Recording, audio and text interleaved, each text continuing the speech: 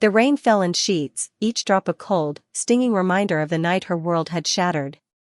Clara stood at the edge of the grave, her fingers digging into the damp fabric of her black coat. The earth was fresh, the scent of soil and decay hanging heavy in the air. Her husband's death had been abrupt, a single gunshot in the dark, a life snuffed out before he could even cry out for help. The police called it a robbery gone wrong, but Clara knew better. Someone had wanted him dead. And she would find them.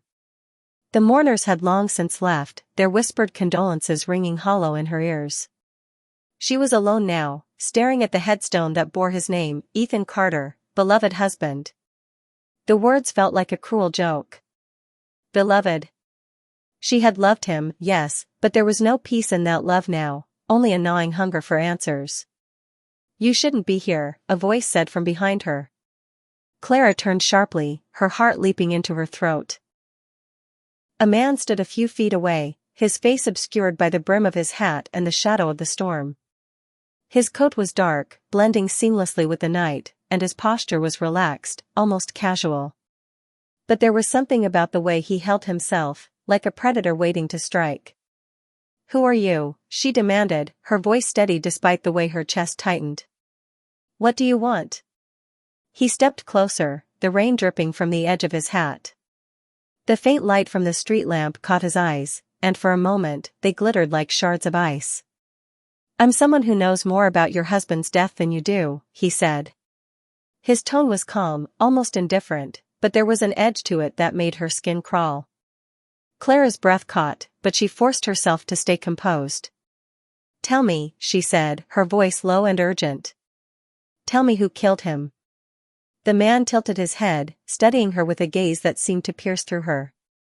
It's not that simple, he said. But if you really want to know, you'll have to play by my rules. She didn't like the sound of that. What rules? She asked, her heart pounding in her chest. He took another step closer, and she could smell the faint scent of leather and smoke on him. His proximity was unnerving, but she held her ground. You'll have to trust me, he said, his voice dropping to a whisper. And you'll have to follow my lead. Clara's mind raced. She didn't trust him, she didn't even know his name, but she couldn't deny the pull of his words. He knew something, and that was more than she had to go on. Fine, she said, her voice barely audible over the rain. But if you're lying to me, I'll make you regret it. The corner of his mouth twitched, as if he found her threat amusing. I wouldn't expect anything less, he said. He reached into his coat and pulled out a small, folded piece of paper. Take this. Meet me at the address tomorrow night. Come alone. She hesitated for a moment before taking the paper, her fingers brushing against his. The contact was brief, but it sent a jolt of electricity through her. She tucked the paper into her pocket without looking at it, her eyes never leaving his. Who are you? She asked again, her voice softer this time. He stepped back, the shadow of his hat hiding his expression. You'll find out soon enough, he said. Be careful, Clara. This isn't a game. And then he was gone, disappearing into the night as quickly as he had appeared. Clara stood there for a long time, the rain soaking through her coat and chilling her to the bone. Her mind was a whirlwind of questions and doubts, but one thing was clear, she was stepping into dangerous territory. And she wasn't sure if she'd make it out alive. The address led her to a dimly lit bar on the outskirts of the city. The place was packed, the air thick with the smell of alcohol and cigarette smoke. Clara scanned the room, her heart pounding in her chest. She spotted him almost immediately, sitting at a booth in the corner.